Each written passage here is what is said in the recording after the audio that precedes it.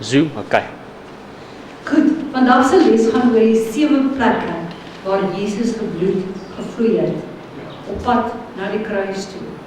En baie keer dink ons, daar was net 1 plek, maar daar is 7 plekke waar sy bloed gevloei het. Ek dink ons moet begin om respek te hê vir dit wat Jesus aan die kruis gedoen het. Baie mense vat dit as nonchalant, hulle vat dit as, hulle is blasé daaroor, met ander woorde.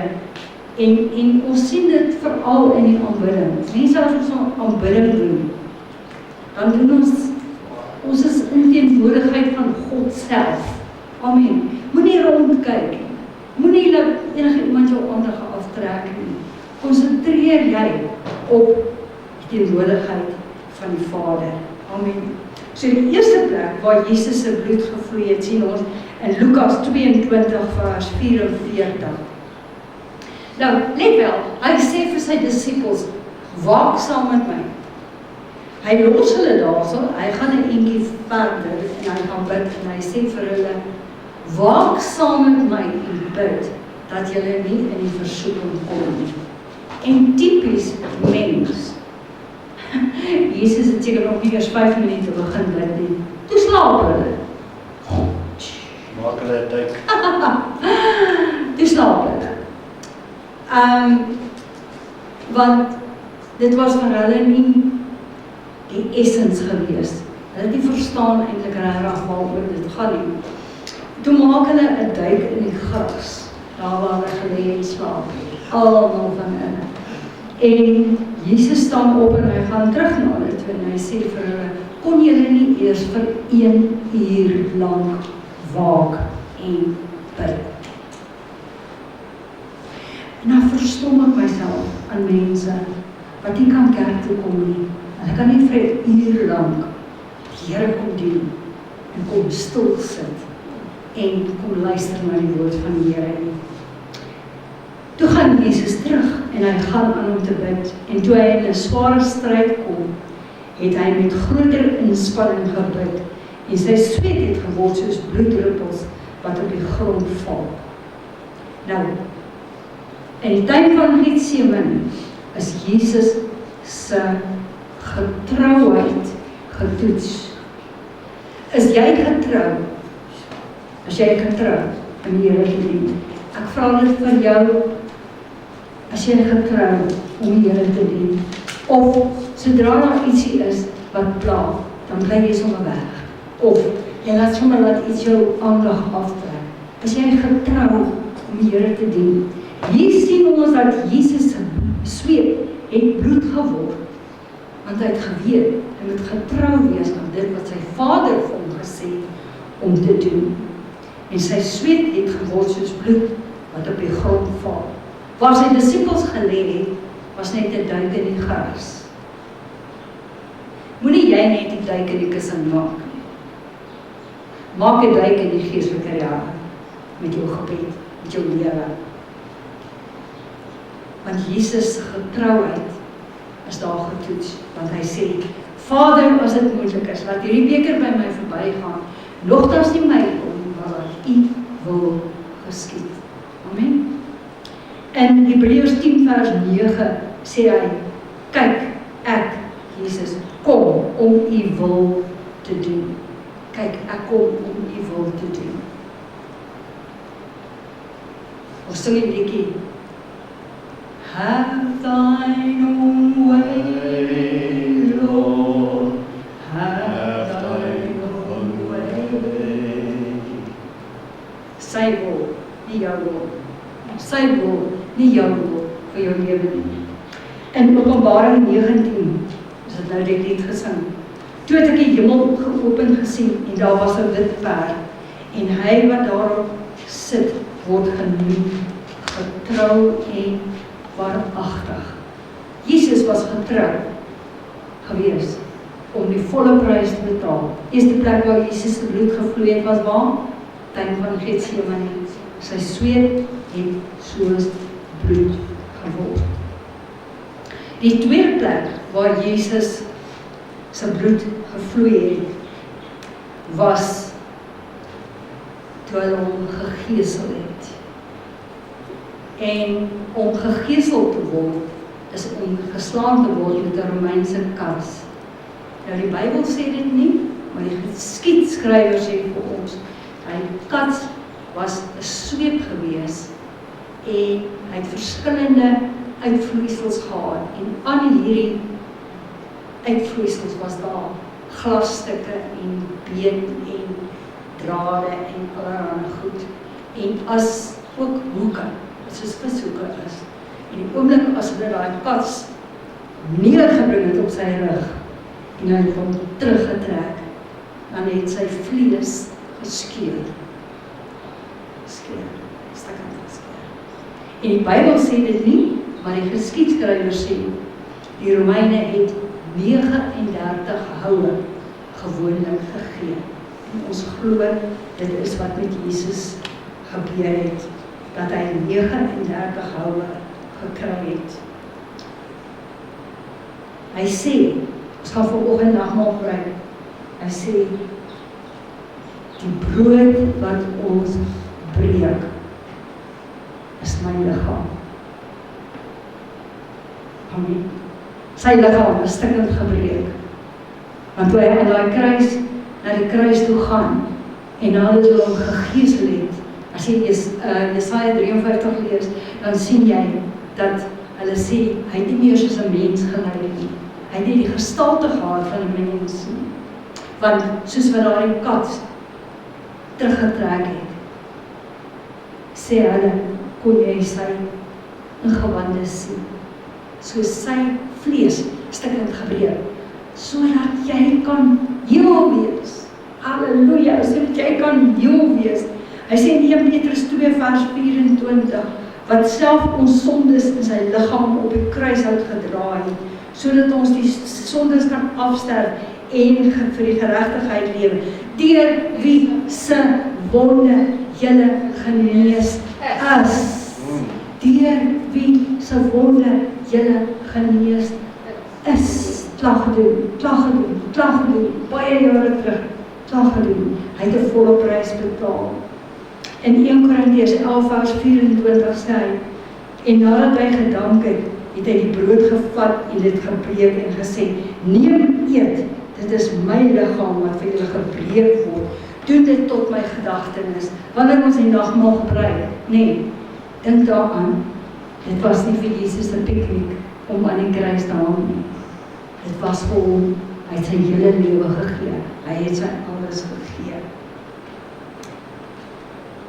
Dan in Maleagi 4 vers 2. Dan gaan dit in Engels lees, want Afrikaans is vir my so bietjie arm, so bietjie flou. Verstel daar. Maleagi 4 vers 2. But unto you that fear my name, the Son of Righteousness shall rise with healing in his wings. With healing in his wings. Daar's genesing onder sy vleugels. Daar's gesondmaking onder sy vlerke. En julle sal uittrek en huppel soos kalwers uit die stal. Hier het ek nou weer die Afrikaans in die Engels praat nie so mooi van die huppel nie. Hy sê, en julle sal uittrek en huppel soos kalwers uit die stal. So, fantasties. Daar's genesing onder sy vlerke. Waar is sy vlerke? Waar gaan jy onder sy vlerke kan kom, as jy hom nodig het? Sê gou vir my. Verbondsark. In die mees heiligste plek. Gemeente. In sy teenwoordigheid. In sy teenswoordigheid. In sy teenswoordigheid. Kom in sy teenswoordigheid. Jy loop daar in die huis rond en jy is bitterlik ontstem. En jy is bitterlik woedend en jy is bitterlik kwaad en teleurgestel.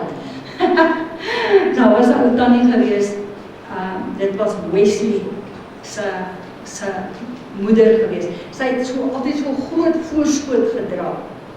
En sy het so baie gebid vir haar seuns. En dan, as sy voel maar, nou druk die wêreld aan, dan vat sy daai voorskoot van haar, dan lig sy hom so op, Nou gooi sy so oor haar kop en dan bid sy, "Kerma, moeder sy kerma hand op moeder sê." En dan die kinders sê, "Ma, wat maak jy nou?" En dan sê sy, "Ek kies kerma hand op moeder." En dan sê die voorspit laat sap, dan sê weer hy voor haar. So sou Errol sê. Dan sê hulle daar. Amen. Onder sy vlerke, daar sal jy skuil. Die derde plek wat Jesus se bloed gevloei het, Johannes 18 vers 22. En toe Jesus dit sê, het een van die dienaars wat daar staan, Jesus in die aangesig geslaan en gesê, "Hoe kan jy die hoëpriester so antwoord?" En vers 2, en die soldate het 'n kroon van dorings gevleg en dit op sy hoof gesit en 'n purperkleed om hom gewerp en gesê, "Wees gegroet, o koning van die Jode," en hulle het hom in die aangesig geslaan. Derde plek wat sy bloed gevloei het.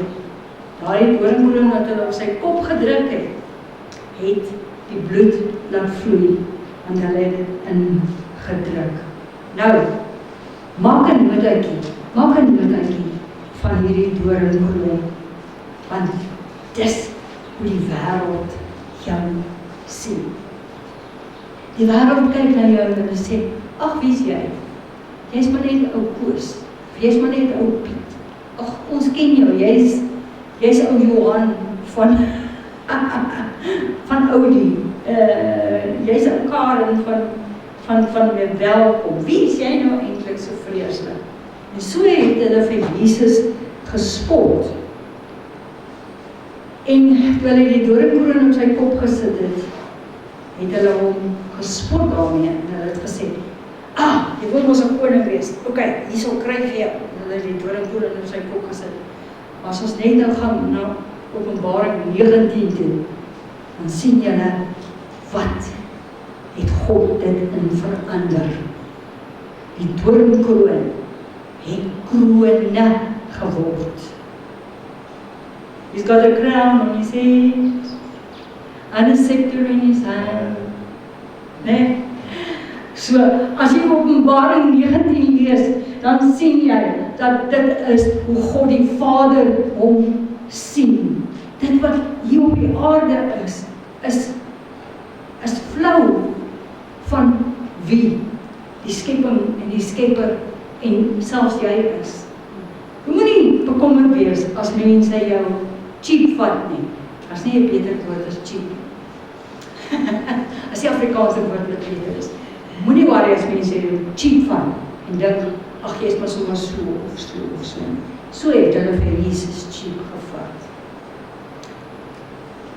In Psalm 22 kry ons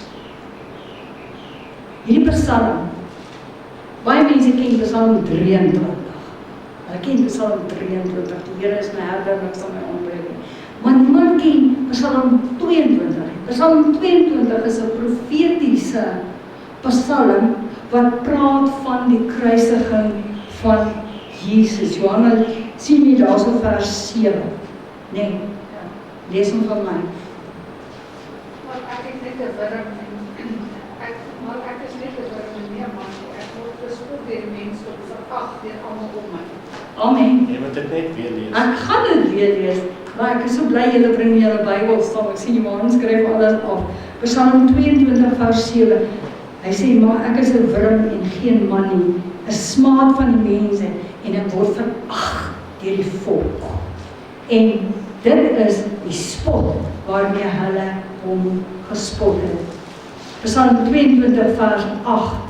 Almal wat my sien, spot met my, hulle steek die lip uit, hulle skud die hoof en sê, laat dit aan die Here oor, laat hy hom red, laat hy hom bevry, hy het ons behaag in hom.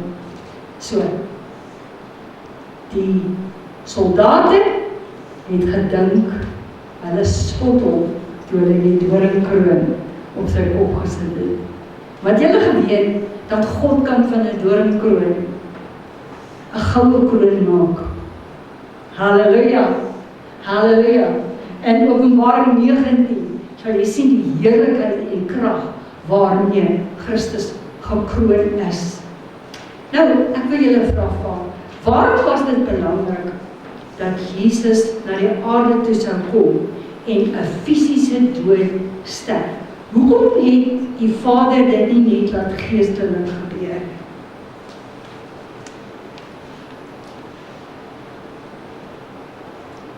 Want mense se aandag word getrek met dit wat hulle fisies kan sien. Ja. As die Vader dit net geestelik laat gebeur het, sou dit nie 'n impak gemaak het nie, want mense sou gesê het, ag, dit het dalk gebeur, dalk het dit nie gebeur nie. Maar die van die kruisiging en alles wat daar gebeur het, moes gebeur sodat mense kan aandag gee en sê, dit het gebeur. Ons het dit gesien en dis 'n getuienis dat dit waarlik gebeur. En dit is waarom dit so belangrik is dat ons hierdie vandag preek sodat mense kan verstaan dat dit het werklik gebeur. Nou net vir interessantheid, die van julle wat baie erg is op Bybelstudie. In Exodus 29, voor die priesters ingegaan het in die tabernakel in, moes hulle die offers bring. Hulle moes die bul offer en dan moes hulle die bul se bloed vat en aan die horings van die koper altaar wend. Klink vir my soos die horings, klink vir my soos die dorings, klink vir my soos die kroon. En daar's 7 plekke waar die priesters die bloed moes gesprinkel het. Gaan lees dit self, ek gaan nie nou ingaan daarop nie. Onder andere het hulle van die bloed van die lam, daar's 2 lammes wat geslag is, een in die oggend, een in die aand. Die lam se bloed het hulle gevat en hulle dit aan die regter oorlel van die priester gesit, die regter duim van die priester gesit, die regter toon van die priester gesit, en dan het hulle ook van daardie bloed op die priester se klere gegooi. Interessant, is baie interessant. Maar nie van vandag nie, gaan lees jy dit self. Ons sien in Openbaring 19, hoe het Jesus toe gelyk op die einde van die dag, in die geestelike realm. En sy oë was soos 'n vuurvlam, en op sy hoof was baie krone, en hy het 'n naam wat geskrywe is, wat niemand ken nie, behalwe hy self. En hy was bekleed met 'n kleed wat in bloed gedoop was, en sy naam is die woord van God. Ek wil gou teruggaan na as 'n liedjie wat Piet altyd sing, die man met die purperkleed.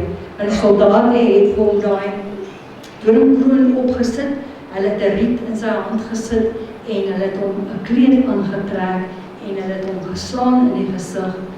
Ander plek sê hulle het sy baard uitgetrek, en hulle het gesê, wees gegroet, o koning van die Jode. Daai kleed van spot, wat hulle hom aangetrek het geword 'n kleed van bloed. In Openbaring 19. Hy was bekleed, Openbaring 19 vers 13. Hy was bekleed met 'n kleed wat in bloed gedoop was, en sy naam is die woord van God. Mense, die woord van die Here moet ons soveel respek voor hê. Ons moet soveel respek hê vir die woord van die Here, want dit is die naam van Jesus. Amen. Halleluja. Baie mense sê, iemand het eendag vir ons gesê, o, julle aanbid die woord. Dis sê ons, yes, we do, because it is Jesus. Die woord is Jesus. Amen. Amen. Ons aanbid nie net die woord nie, ons aanbid Vader, Seun en Heilige Gees. Die gesproke woord, ons aanbid die Heilige Gees en alles. En Openbaring 19 vers 14, en die leers in die hemel het hom gevolg op wit perde, bekleed met wit en fyn rein linne, en uit sy mond gelaat skerp swaard om die nasies mee te slaan, en hy sal hulle met 'n ysterstaf regeer. En hy trap die parskuip van die wyn van die grimmigheid en van die toorn van God, die Almagtige. En hy dra, as ek hierdie lees, dan wil ek hê iemand moet op die drom staan, ek wil hê iemand met 'n basyn blaas, ek wil hê iemand met 'n trompet blaas, ek wil hê die hele gemeente moet opstaan en julle moet sê, halleluja, amen, alle eer aan God as ek hierdie lees. En hy dra op sy kleed en op sy heup die naam wat geskryf is, die koning van die konings, en die Here van die Here. Halleluja. He is the King of Kings. He is the Lord of Lords. Die vierde plek waar Jesus se bloed gevloei het, was toe hulle sy hande deurboor het. En baie keer vat ons die hande en die voete saam, maar die hande en die voete moet eintlik apart wees. As jy 'n chequeboek het, nou deesdae het mense nie meer 'n chequeboek. Jy het nie 'n kaart nie. Maar jy gebruik jou hand om wat mee te doen. Waarvoor gebruik jy jou hande? In eerste plek gebruik jy jou hande om te werk. Nee, so dit praat van produksie. Dit praat van produksie. Dit praat van die kerk van Jesus Christus wat moet produksie lewe, wat moet groei en moet toeneem. Dit praat van produksie, maar dit praat ook van autoriteit. As jy 'n koning is, dan vat hulle jou hand en jy het 'n ring, dan vat hulle die ring en dan druk hulle hom in was en dan seël hulle die dokumente daarmee. So, die hand praat van autoriteit. Daardie hand is baie, baie belangrik. Hy sê in Matteus 18 vers 18, voorwaar ek sê vir julle, alles wat julle op die aarde bind, sal in die hemel gebonde wees. En alles wat julle op die aarde ontbind, sal in die hemel ontbonde wees. Matteus 28 vers 19. En Jesus het gesê, aan my is gegee alle mag in die hemel en op die aarde. Gaan dan heen, maak disippels van al die nasies en doop hulle in die naam van die Vader en die Seun en die Heilige Gees en leer hulle om alles te onderhou wat ek julle beveel het. Mense, as ons hierdie lees, het die Here vir jou 'n werk gegee, ja of nee? Ja, hy het vir jou werk gegee. Hy het vir jou werk gegee. En die Here wil hê jy moet ophou om 'n silent witness te wees. 'n Silent witness beteken niks in 'n hof nie. 'n Witness moet kan getuienis lewe. 'n Witness moet kan sê, weet jy wat, die Here was goed vir my, die Here het vir my wonderwerke gedoen. Amen. So, dit is baie belangrik. En dan Habakuk 3 vers 4. Nou, in Habakuk 3 vers 4 in Afrikaans, lees dit snaaks.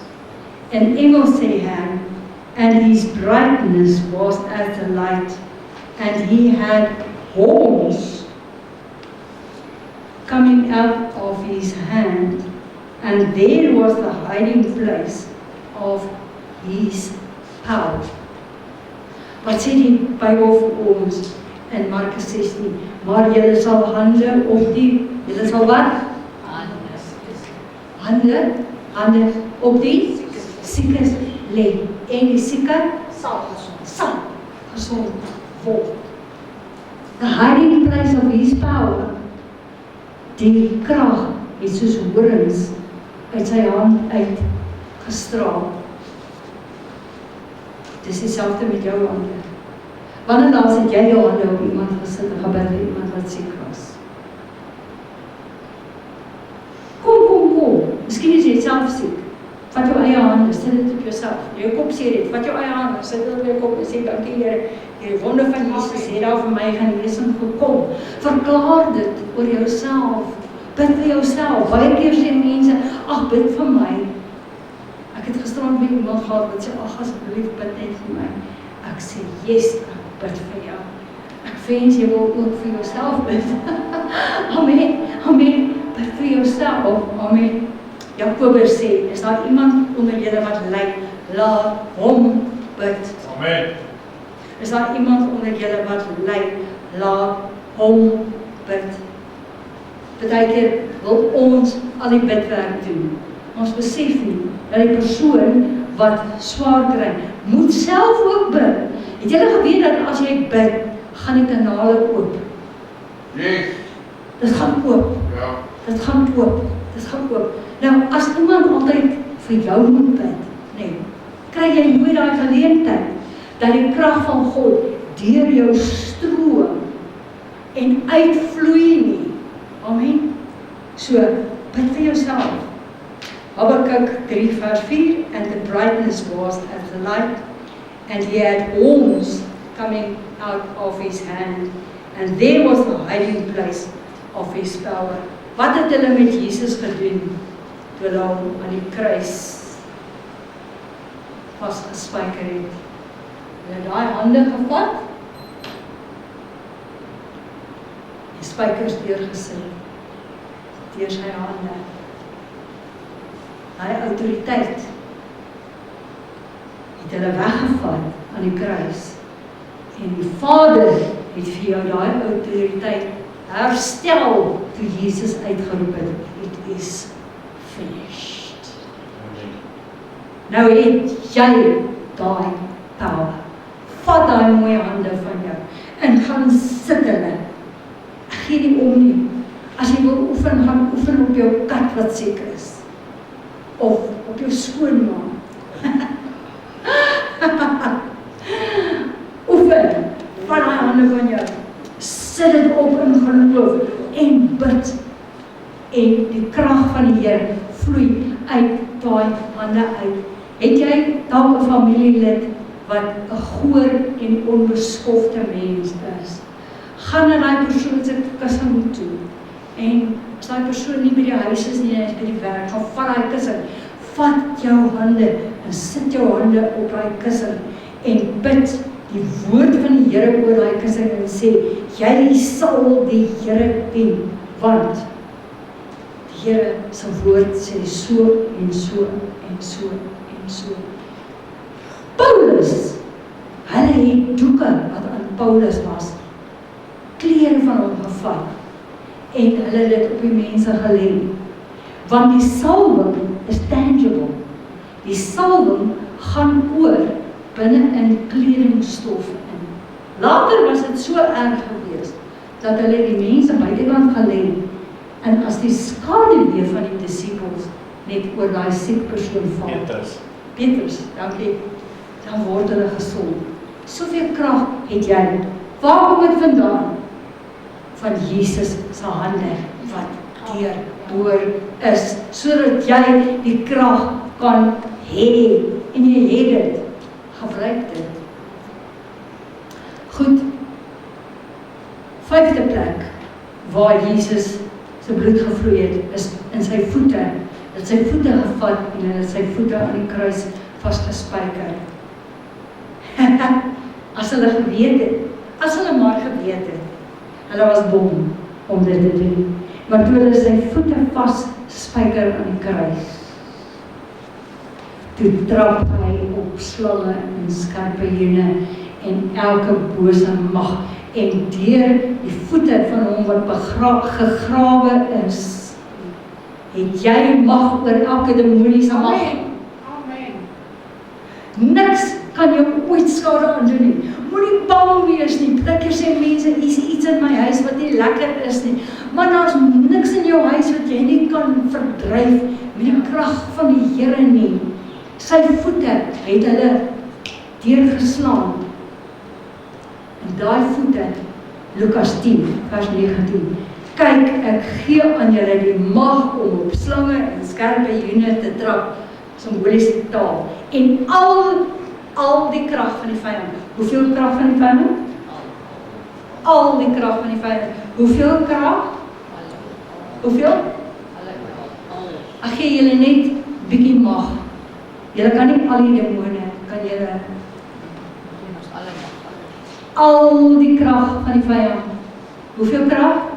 Oor al die krag van die vyand. en niks sal julle ooit skade doen nie. Efesiërs 1:20. Die krag wat hy gewerk het in Christus, toe hy hom uit die dood opgewek het en hom laat sit het aan sy regterhand in die hemele, bo elke owerheid en mag en krag en heerskappy en elke naam wat genoem word, nie alleen in hierdie wêreld nie, maar ook in die toekomstige. Maak nie saak wat so owerheid daar is nie. God is bo dit.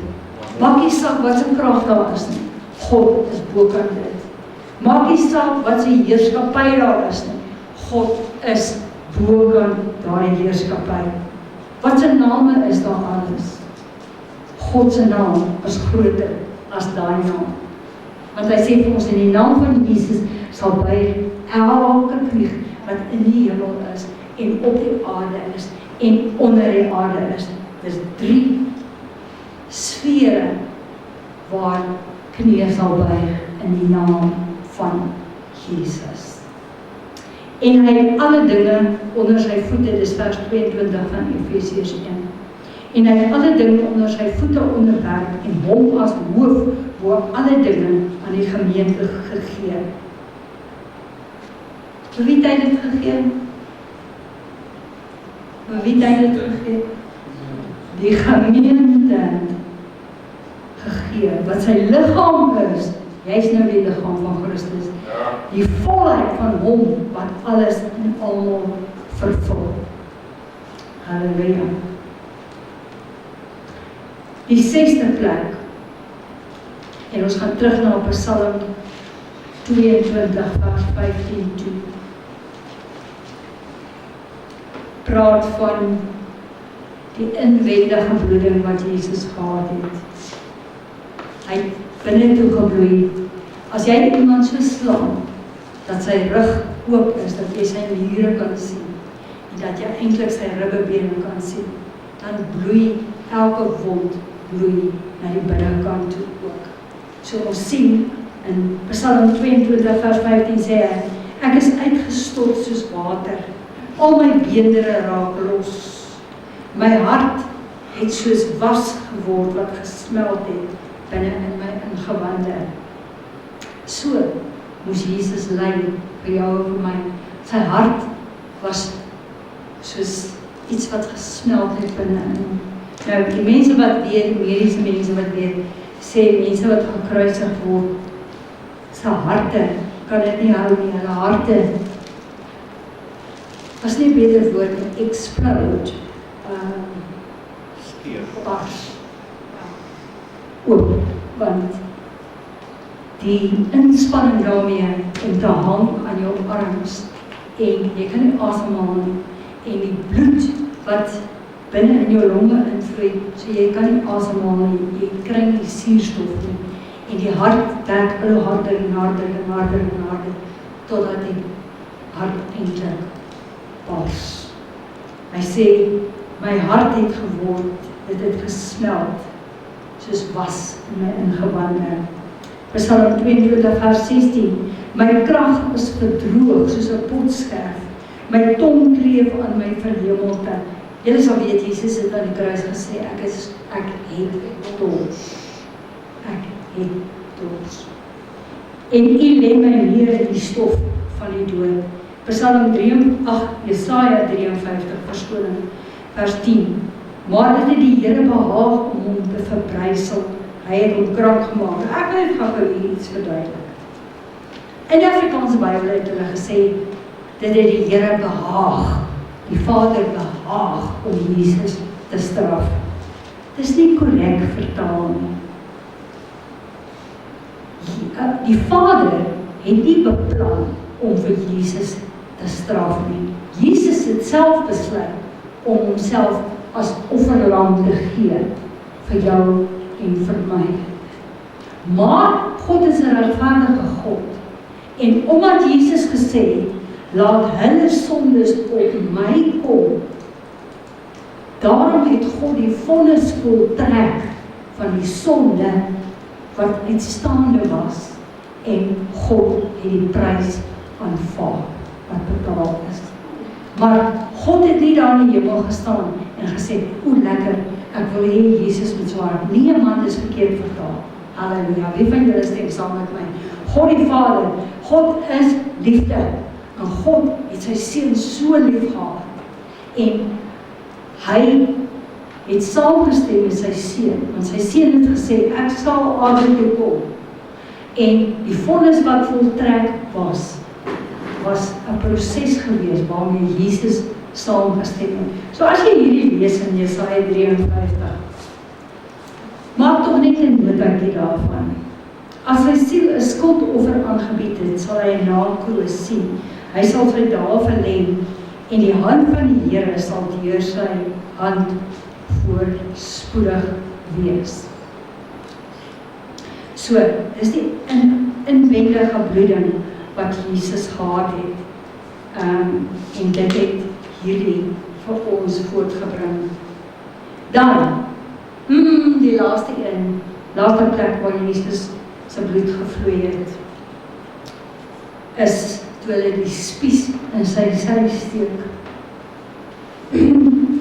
Johannes 12 vers 24 sê hy, voorwaar, as die koringkorrel nie in die grond val en sterf nie, bly dit alleen. Maar as dit sterf, dra dit veel vrug.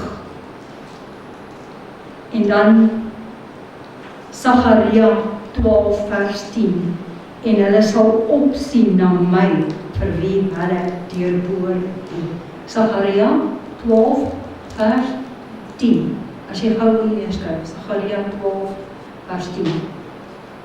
Toe hulle in Jesus se sy steek, toe kom daar wat my water en bloed. Yes. In Johannes 19 vers 37 sê hy, hulle sal sien in wie hulle gesteek het. Want deur water en bloed, dis nou 1 Johannes 5 vers 6. Dis hy wat deur water en bloed gekom het, Jesus Christus. Nie deur water alleen nie, maar deur water en die bloed. En dit is die Gees wat getuig, want die Gees is die waarheid. En dan 1 Johannes 5 vers 7, want daar is 3 wat getuig in die hemel. Die Vader, die Woord en die Heilige Gees. En hierdie 3 is 1. 1 Johannes 5 vers 8. En daar is 3 wat getuig op die aarde. Die Gees, die water en die bloed. En die 3 is eensstemmig. So toe hulle by Jesus kom, wou hulle sy beendere breek. Want dit was hulle gebruik gewees. As hulle kom by iemand wat gekruisig is, dan hulle die beendere gebreek, seker te maak, die persoon is dood. Maar toe hulle by Jesus kom, het hulle gesien dat hy reeds die Gees gegee het. Want onthou, die kruis het Jesus nie doodgemaak nie. Jesus het sy lewe vrywilliglik afgelê. Maar nou wil ek vir jou iets wys van sy liggaam. En toe ek dit lees, toe is ek so opgewonde om te verstaan waarom sy vlees stukkend gebreek moes word. Nou, ek gaan nou daarop kom. Hierdie is my afsluiting en ek wil net gou vir julle sê, toe Jesus aan die kruis gehang het hy dit as 'n priester gedoen, let wel, 'n hoëpriester. Sê hoëpriester. Nie gewone priester. Nou, ons gaan gou terug 'n bietjie in die geskiedenis. In die Ou Testament was 'n priester aangestel vir 'n jaar lank. En dan moes hy weer afgaan, dan moes hulle weer 'n ander priester daar stel. Nou, Jesus Christus was die hoëpriester van alle tye. Hy het geen begin gehad nie, hy het geen einde gehad nie. Hy was nie aangestel net vir 'n tyd lank nie. Hy was priester vir ewig, volgens die priesterskap van Melchisedek, wat heeltemal 'n ander periode is waarop ons nou gaan. Hebreërs 7 vers 23, en hulle het wel priesters geword in 'n groot aantal, omdat hulle deur die dood verhinder is om aan te bly. Hy praat nou van gewone priesters. Vers 24, maar hy, Jesus, omdat hy vir ewig bly en is, besit 'n priesterskap wat nie op ander oorgaan nie. So Jesus het die prys betaal as hoëpriester aan die kruis. Daarom kan hy ook volkome red die wat deur hom tot God gaan, omdat hy altyd leef om vir hulle in te tree. Jy geweet dat Jesus bid op die oomblik vir jou. Hebreërs 7 vers 26. Want so 'n hoëpriester was vir ons gepas, een wat heilig, onskuldig, onbesmet, afgeskei van die sondaars is, en wat hoër as die hemele geword het, wat nie elke dag nodig het, soos die hoëpriesters, om eers vir hulle eie sondes offer te bring, en dan vir die van die volk nie. Dit het hy net eenmaal gedoen. Sê saam met my, dit het hy net eenmaal gedoen, toe hy homself geoffer het. Net eenmaal. Jy het nie meer nodig om bloedoffers te bring nie. Amen. Hy het homself gegee. Want die wet stel as hoëpriesters mense aan met swakhede, maar die woord van die eedswering wat na die wet gekom het, stel die seun aan wat vir ewig volmaak is. Want die seun van die mens het ook nie gekom om gedien te word nie, maar om te dien en sy lewe te gee as losprys vir baie. Nou, Jesus was die hoëpriester aan die kruis. Hy het die prys betaal as die hoëpriester. Hy het ook die prys betaal as die offerlam, want hy was die offer. En hy was ook die voorhangsel van die gordyn. Hy was dit. Okay. Toe ek dit lees, toe raak ek so opgewonde, Hebreërs 10 vers 20. Hy sê op 'n nuwe en 'n lewende weg wat hy vir ons ingewy het. Deur die voorhangsel heen, dit is sy vlees. Halleluja, halleluja, halleluja.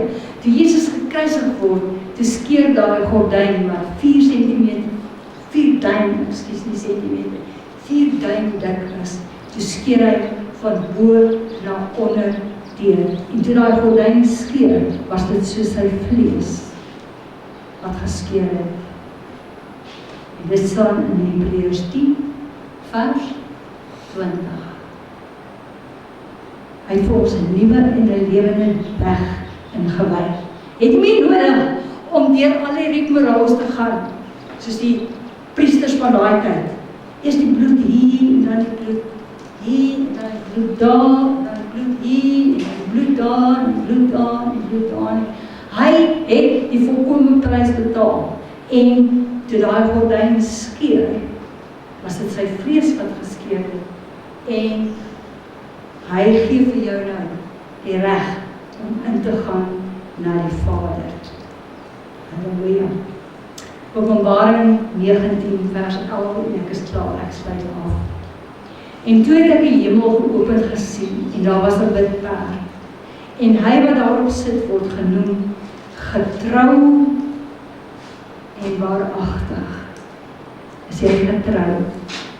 Bly getrou. Bly getrou. Al is almal rondom jou nie meer getrou nie, bly jy getrou. Bly getrou. En waaragtig. En hy oordeel en voer oorlog en geregtigheid. En sy oë was soos 'n vuurvlam. Sy oë was soos 'n vuurvlam. Sy gesig het so geskitter. En dis wie hy werklik was. Hy was nie dit wat aan die kruis was nie. Dis nie wie hy was nie. Dit was net 'n kruisoperasie om jou en my vry te maak. Dis hoe hy regtig lyk, en op sy hoof was baie krone. Baie krone. Wat het die doringkroon toe geword? Baie krone. En hy het 'n naam wat geskryf is, wat niemand ken behalwe hy self. En hy was bekleed met 'n kleed wat in bloed gedoop is. En sy naam is die woord van die God. Die woord van God. Openbaring 19 vers 14. En die leers in die hemel het hom gevolg op wit perde, bekleed met wit en rein, fyn linnen. En uit sy mond gaan daar 'n skerp swaard. Nou, Jy het ook 'n swaard wat uit jou mond uitgaan. Het jy dit geweet? Elke keer wat jy die woord van die Here vat en jy gebruik dit, teen siekte, teen ellende, teen duiwels, teen demone, maak nie saak nie, gaan daar ook 'n swaard uit jou mond uit. En dit verslaan die vyand. En hy sal hulle met 'n ysterstaf vergewe. En hy trap die parskyn van die wyn, van die grimmigheid en van die toorn van God, die Almagtige. Vers 16, en hy dra op sy kleed en op sy heup die naam wat geskrywe is, die Koning van die konings en die Here van die Here. Dis wie hy was. Dis wie hy was. Dis hoe die Vader hom geportret het. Amen. Dit wat ons aan die kruis gesien het, hulle het gedink hulle spot hom. Hulle het gedink hulle maak sy naam. Ja, hulle het gedink hulle maak sy naam as iets wat nie nice was nie. Maar hier is wie hy was. En weet jy wat? Hy sê in Hebreërs, sodat ek en jy nou met vrymoedigheid, sê met vrymoedigheid. Vrymoedigheid, mense hier om vrymoedigheid kry om te bid. Kry vrymoedigheid om die Here te loof en te prys. Amen. Moenie skaam wees om die Here te loof en te prys. Moenie skaam wees om te bid nie. Moenie skaam wees om jou bediening uit te leef en te declare met jou mond en sê, so sal dit wees nie. Halleluja. Amen. Ons gaan nou nagmaal gebruik. Ek gaan vra dat die diakens vorentoe kom. Pastor Jan, sal jy kan... Moet ek help met die nagmaal? Nee, ek het dit ja. Hierso. Ja. Wauw, baie dankie vir my pragtige les. Was baie insiggewend. Ek is baie voete gebou met daardie les. Dankie Pastor Wimpie. Almal van julle wat ook ondersteun het aan die banke uit. Nou, in die nag wat Jesus verraai is, het hy alleen saam met sy disippels tyd spandeer en is die nagmaal ingestel. En hy het die brood gebreek. En terwyl hy die brood breek, toe sê hy, eet, dit is my liggaam wat vir julle gebreek is. Gedenk en dink daaraan my wanneer julle dit doen. Nou, een brood word gebreek in stukkies, sodat almal van ons daarvan kan eet, sodat ons dan weer een brood kan wees. In die dag van Pinkster is daar tonge gesien, wat verdeel van 4. En op elkeen omsit, daar was tonge van 4 wat verdeel, sy almal verdeel. En dan op elkeen gaan sit. En dit bring almal dan in 'n eenheid. Amen. Kan julle die eenheid sien? En na die brood het Jesus die wyn geneem. Die beker en sê, drink daaruit, gedenk en glo, dat my bloed vir julle gevloei het. Nou ek geniet dit, soos uit hierdie les van vanmôre, kan ons nou fees vier, en ons ontvang nou, dit wat reeds voltooi is. Sê amen. Amen. So, baie dankie julle wat ons help. Eerstens gaan ons nou die brood neem. Ek wil hê julle nie dadelik die brood eet nie, want ons gaan eenheid fees vier. Want nagmaal is 'n eenheidsfees. Vat die stukkie brood, hou net in jou hand, tot almal 'n stukkie brood het, en dan gaan ons almal saam in eenheid dit geniet. Kan julle dit saam mee werk? Amen. Goed. So, ja, kom ons gee vir almal. Die Here is so goed, en hier vat ek sommer my op 'n stukkie. En neem elkeen 'n stukkie brood. Die Here se brood is sy lewe. Die brood is sy woord. Hy sê in Johannes 6, as julle my eet en my vlees eet en my bloed drink, het julle lewe in julleself. En dan verklaar hy hierdie vlees en bloed, dan sê hy, my woorde, hierdie woorde, is gees en lewe. Jesus is die woord, wat vlees geword het, onder ons kom woon. En ons ons sien nou dis deur sy vlees wat die gordyn geskeur het, van bo na onder. So die weg is oopgemaak na die geestelike.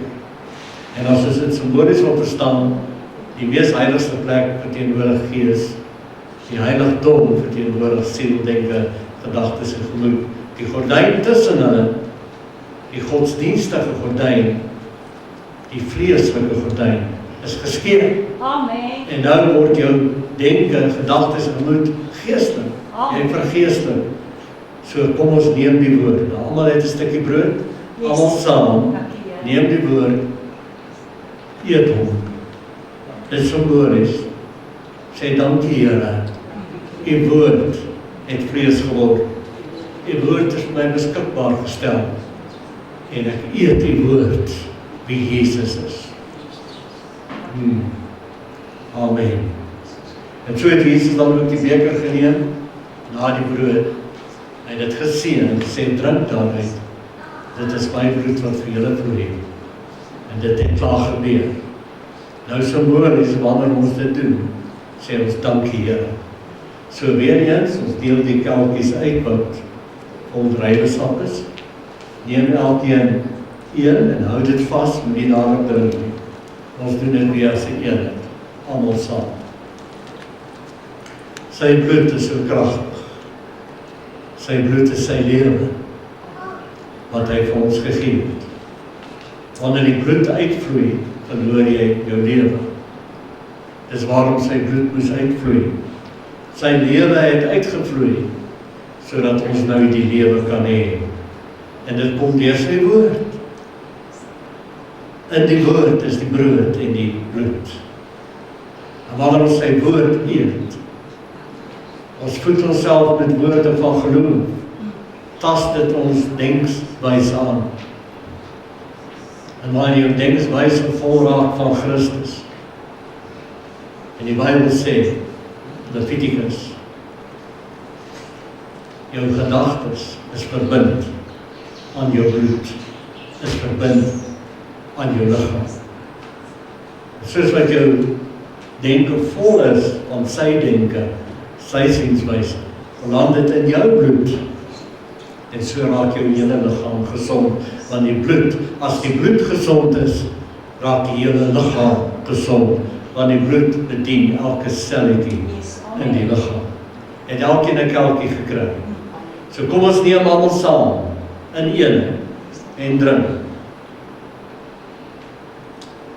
En ons almal sê dankie Here. Dankie Jesus. Die bloed het klaar vir my gevloei. In die woord wat ons vanmôre gehoor het. Ons wil dit oor en weer luister. Want ons voed onsself met die woord. Dan voed ons sienswyse. En dan raak ons gesond. En dan kom Johannes 3, waar die brief van Johannes, die derde brief van Johannes, wat hy sê. En hy bid vir ons eintlik. Hy sê ek bid en ek glo dat dit met jou gesond sal gaan, soos dit met jou kop gesond sal gaan. Weet jy die woord geniet vanmôre? Amen. En hierdie simboliek wat ons op pas gebruik het, hierdie woord dan wat ons neem en onsself voed daarmee, maak ons koppe gesond. En dit sal met jou goed gaan, soos dit met jou kop goed gaan. So moet nie klaar nie, as jy begin klaar, beteken dit gaan nie goed met jou kop nie. Want wat die kop van vol is, wil die mond van oor. Pastoor Piepie, dankie vir hierdie pragtige woord. Ons wil dit weer gaan luister hierdie week. En julle wat kyk en julle wat luister. Luister dit oor en oor en oor. Voed jouself met hierdie woord. Dis eintlik om nagmaal te hou die hele tyd. Vader, ons dankie vir hierdie woord vanmôre. Ons dankie dat ons saam kon nagmaal hou. Ons dankie dat ons gevoed en gekoester word deur U. Dankie Jesus, U is ons voorspraak by die Vader. U bid vir ons almal persoonlik. Ons dankie daarvoor. Ons gee al die lof en al die prys in Jesus naam en almal wat saam met my glo sê. Amen.